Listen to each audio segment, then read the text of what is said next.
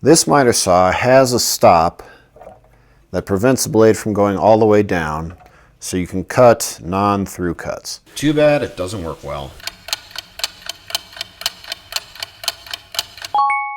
I stopped using this really early because I got some bad results, and I figured out the bad results are because it flexes quite a bit. You can probably see it moving from there. On a recent project, I found myself really wishing this would work. So I took a closer look at it, and I thought I came up with a quick fix, a really quick fix, to take out not all, but a lot of that flexing. So let's give it a try and see if I can make a meaningful difference. First, let's establish a baseline. I set up a dial indicator on a 3D printed stand to give me a read on how much the saw is flexing past its original stopping point. 2.5 pounds holds the blade down and is my 0 point for the dial indicator. Now let's start adding weight. That's 5 and 7, 10, and 12.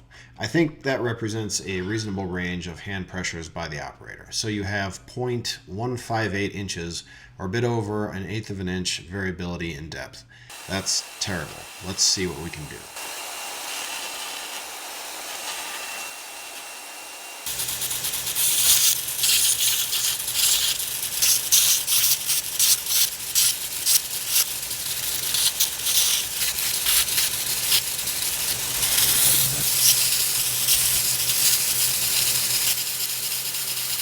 How, you might ask, is that metal tab going to fix anything? Well, I noticed that a lot of the flexing was happening because the stop flap itself was bending down, but it doesn't need to. It doesn't need that space underneath it.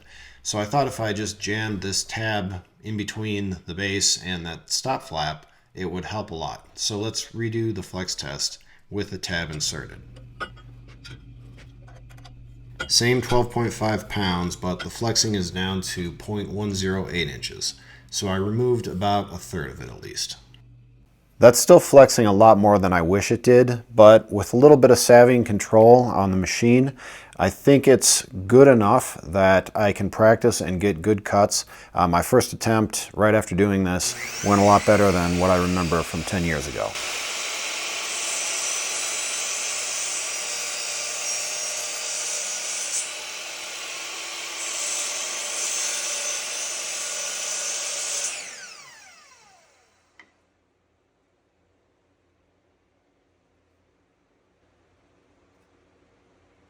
And I've got it stored here at the ready with a magnet.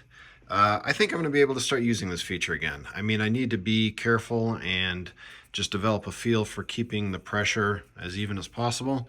But I think with that change, it's good enough to use.